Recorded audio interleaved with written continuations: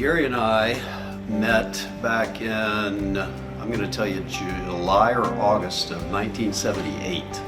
So a long time ago. At the time, Gary was a vice president, which at the time I thought was a big deal, at the Old Republic Bank of Dallas, the Petroleum Minerals Group. I was a new analyst, and Gary was kind of a new breed of banker. He was, he was running across the country doing deals, just a whirlwind of activity. I met him in junior high. We went to different junior highs, and he recalls that when we played football against each other that he tackled me, and that was my first impression of him because he lied. No one that slow could ever tackle me, and so that was his first impression, but it was a bad one. And I didn't see him again until Tech. And we became fraternity brothers at Tech. We studied together when we had the same classes and had tests. He would sit next to me. I sort of suspected that he might have read a little bit off my paper. And the comment that he made that would suggest that, he said later on our senior year, he said, "John, if you'd studied harder, I made a 4-point." I first met Gary, mutual friends in New York City. And at the time, I didn't know I was going to be moving down to Texas. And we hit it off and we agreed to stay in touch. And then I came down to the Dallas Fed, and then I spent a lot more time with him in Houston, but particularly getting Gary's advice on what was going on in the energy business and the macro economy, and we became very close friends. And then I ultimately asked him to join and chair an advisory board for the Dallas Fed, and then join the board of the Houston Fed.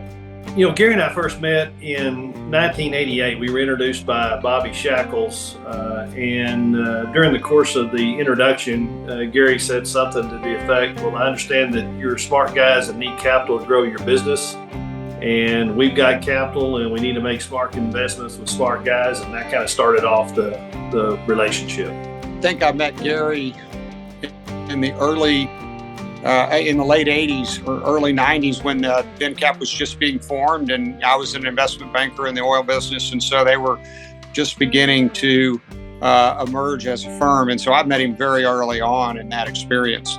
And Gary's role was, and to this day, he was chief salesman.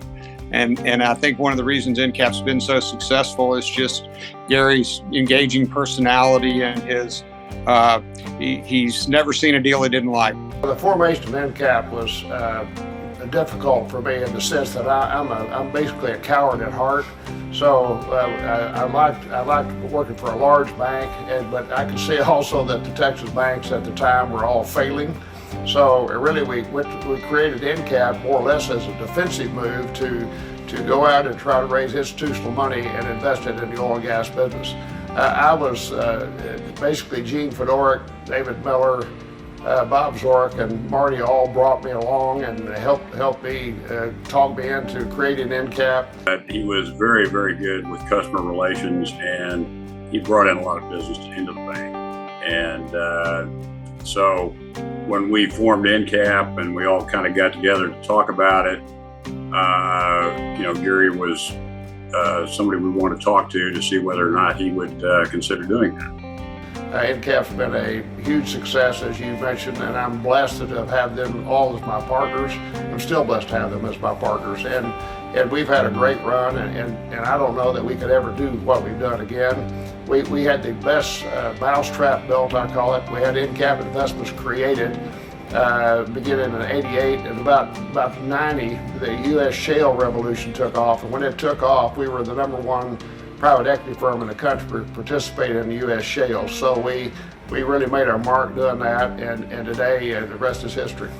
EnCap has faced multiple challenges in this dynamic and evolving industry. We started out in that mezzanine space, which was honestly a really difficult way to make a living, but we worked hard and ultimately were able to begin building a franchise. we realized in the mezzanine debt space, you ultimately get pushed into taking equity risk, and we decided if we were going to take equity risk, we need to enjoy the equity returns. And so, you know, the structure of the investments evolved over time into a more equity-oriented investment structure. Well, Gary and his partners, Bob, Marty, and David, were pioneers in the space, and they really early on started off as mezzanine players and adapted to the market as it evolved. And so clearly they were early movers in the energy private equity space, and were able to adapt with it as it continued to evolve over the years. And I think that's an important aspect of what Gary and the founders of EnCap were able to do and the success they had. Well, EnCap as a whole has been very nimble, and they've really effectively adapted their model to meet the changing conditions of what's going on in the energy markets and what energy investors want. But the common thread, I think, for all of that has been their focus on relationships and relationship building, both with the management teams and the companies that they work with other industry players, with the energy finance, investment banking world, which is where I got to know them, and with investors. But over time, they began to understand that the key to success was backing the right management teams. And they've kind of invented this idea in the oil and gas space of identifying a high quality management team and then backing that team and supporting them and, you know, acquiring assets, drilling wells and all that. And one of the key, you know, reasons I think the firm's been successful is because Gary was at the mind face in terms of being able to identify good management teams. And he's everybody likes Gary. He's an affable guy, and he made lots of relationships, and he was able to bring a lot of good management teams into the firm, and then the firm was able to make good decisions about backing those teams. Well, there are multiple challenges, but certainly one of the principal challenges that we faced very early on was just raising capital. We were going out and approaching institutional investors and asking them to trust large sums of money with EnCap, and we really didn't have a track record. And so we had to sell ourselves. We had to sell the collective whole, and Gary was essential in that process. Gary's one of those incredible salesmen, bigger than life, and he made EnCap look bigger than we really were at the time. That was hugely important because he just increased our presence in that institutional market, and we really needed that desperately at the time. Well, one thing is there was a period in time when Gary thought international investing might be a good idea, and particularly because he liked to go to London, so it gave him a reason to go to London. And I do remember a deal where they got into an investment in Italy to do an oil development in Italy. And needless to say, I think we were all happy the day that one went away. So we were, and I think that's been another signature of EnCap and of Gary's is sometimes when they don't make a good investment, they figure out how to make it work anyway. And the Italian deal was certainly that situation, which was, it was a very tough deal just because Italy's such a hard place to do oil business. But we were able to pull a rabbit out of the hat, and I think Gary's had a real knack for doing that in terms of being instrumental in terms of having deals that weren't the best deals, work out okay, and that was a good example of that. But that was all downstream of the fact that there was a time at which Gary thought international investing was a good idea. I think he's been disabused of that idea over the years. We were in Europe raising a public pool of capital in a public vehicle known as Energy Capital Investment Company. And so we were in Europe running all over the continent. So we were in the UK and Germany and Scandinavia, Luxembourg, everywhere. And Gary would regale those boardrooms with his Texas accent, with stories about Texas, stories about the oil industry.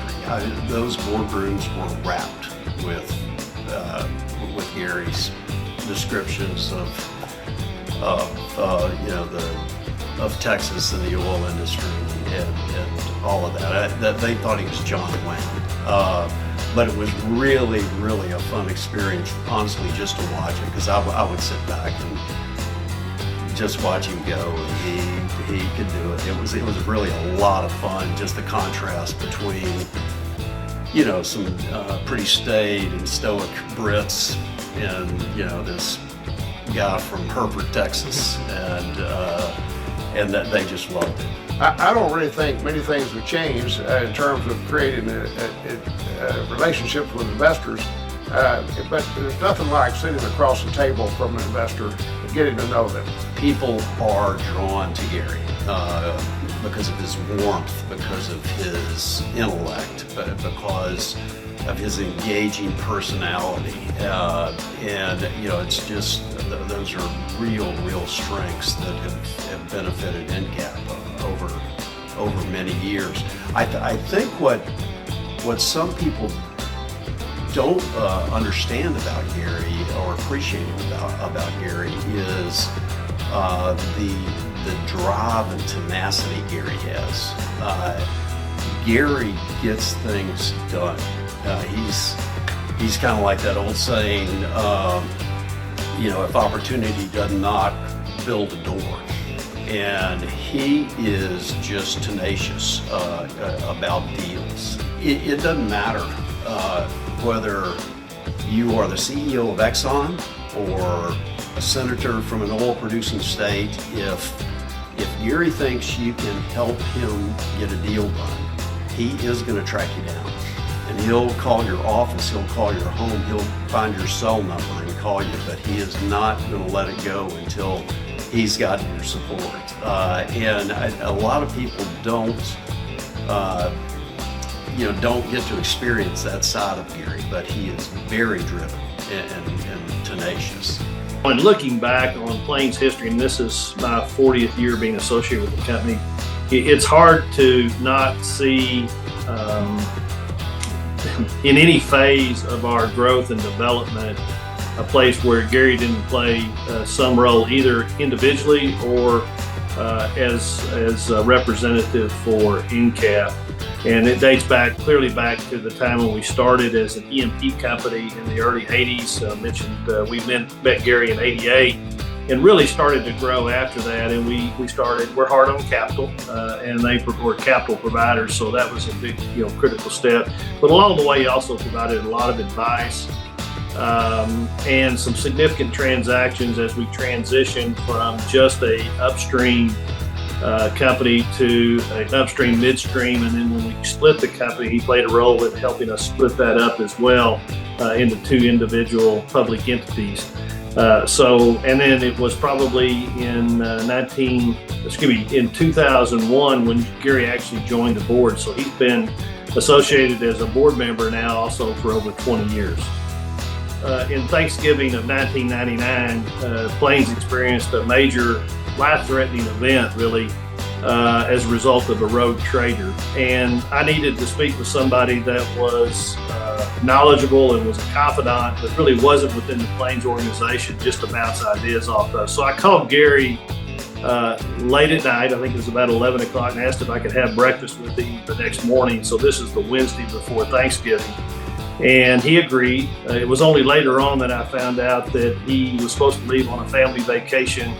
And he sent his family on so he could meet with me.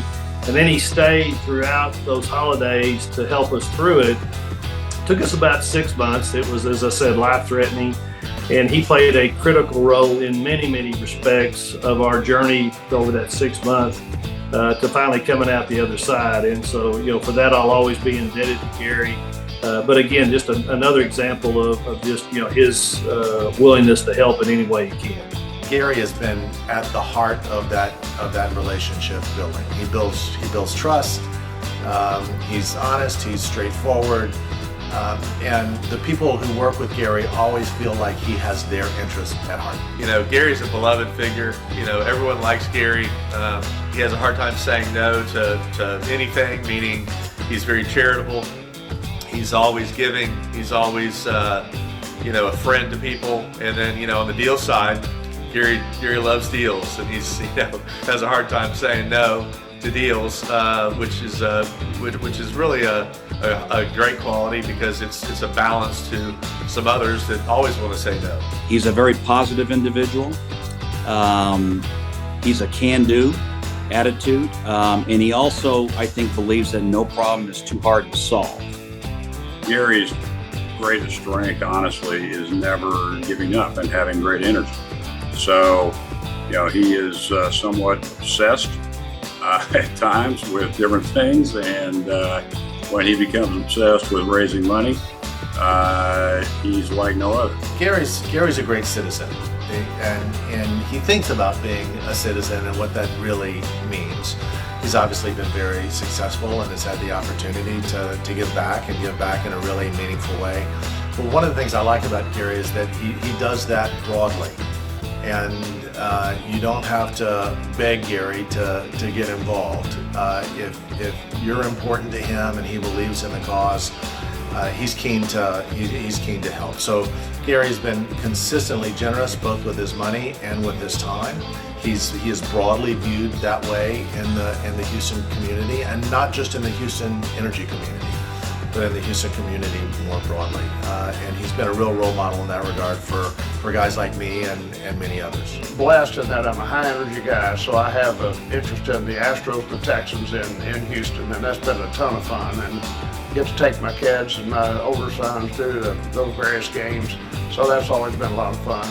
I'm on the board of the Federal Reserve Bank as well in Houston and Dallas, and so I enjoy that, and I've always been high energy, and I like to work. People say, when are you going to retire, Gary? I'm never going to retire. I love doing what I'm doing. And I think that in terms of philanthropic things, I've been chairman of the Memorial Hermann Healthcare System. I've been chairman of the Council for Alcohol, Drugs. I believe in giving back to the community. The community has been great to me. I love the city of Houston.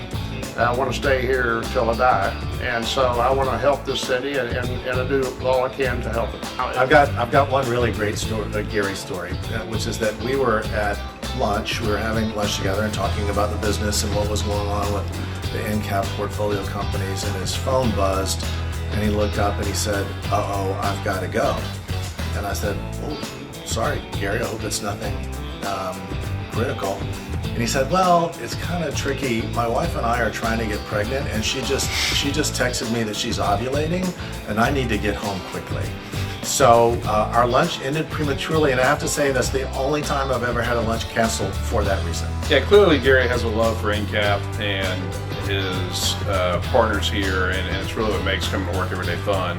But outside of EnCap, Gary has been super generous with his time, and he's very active in the community, whether it's through Memorial Hermann Hospital, whether it's through his investments with other organizations here in town. But he spends a lot of time and effort on other philanthropic and charitable organizations around town, and is eager to give his time and efforts. And I think that's part of what is special about him. I think another area that Gary has been really impactful is in golf, where if you want to feel better about your golf game, you just go play with Gary. The Memorial Hermann Healthcare System is the largest healthcare system in the South. And what I really think is unusual about Memorial Hermann is that we have large emergency rooms. So when someone gets sick or someone gets hurt, we have to take them at Memorial Hermann, and we always do. We don't know if they can pay or not. About a third of the time they can't pay. A lot of the other hospitals in town have small emergency rooms. They don't really want that kind of business. We have to take them, and we do take them, and I think it's one of the ways we can really be charitable is that we take in anybody that needs us to take them in, fix them up, get them healthy again, hopefully, and then turn them back out on the street, and we may or may not get paid. And so that's, if you want to help somebody when it comes to charity, that's probably the ultimate. The other thing Gary deserves a whole lot of credit for, in my view, is the father that he is. He is an incredibly dedicated dad, and those kids are his first priority, and he dedicates a lot of time and energy to EnCap and his other activities, but you always know where his first priority is, and it's those kids, and it's been very impressive to watch. Gary is a very proper person. It's almost always he's wearing a suit and tie. He's very dignified, very proper, and underneath though, He is very human, and so he's got a personality and a warmth of a guy wearing a hoodie and jeans, but in an extremely dignified, proper, buttoned-up package. And that's what I love about him. Well, I just want to say to Gary, thank you. Thank you for being such an important part of building a great firm and EnCap. Thank you for being such a terrific citizen in Houston and for helping others. And thank you for being a good friend to me and to Phoebe and to so many others here in Houston who really value our relationship with you and all that you've done for the energy business, for Houston, and for the world. So thanks, Gary. Gary is an industry leader, a mover, a shaker, a longtime director, and most importantly, a friend. I just want to say congratulations on receiving this award. It is darn well deserved. Congratulations, Gary. You're deserving of this reward, and couldn't happen a better person, and really proud of you.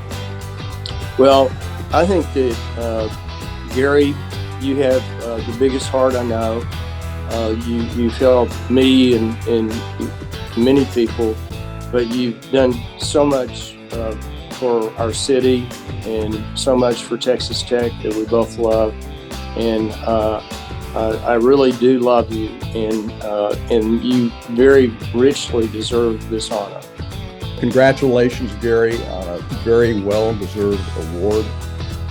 It's been an honor and an awful lot of fun to get to work with you, these past 30 some odd years. I thank you very much for all that you've done for me, and I'm very grateful for our friendship. Well, I just Gary, really wish you well tonight on this award. It's amazing that and very well deserved, and lifetime achievement. I don't even know how to capture that in words, but surely very deserving and very proud to be a part. Gary, congratulations on receiving this well-deserved award. You are a great success in everything you do. I'm glad it's being recognized here, but you're a great success, not just in business, but in all the other important and human parts of life that make the world a better place. I think the thing that's probably the most gratifying is that while we've had a rich professional relationship, we've become great friends over the years, and I treasure his friendship. So Gary, on behalf of all of us at Plains All-American, congratulations on being recognized with the Lifetime Achievement Award. It's very richly deserved.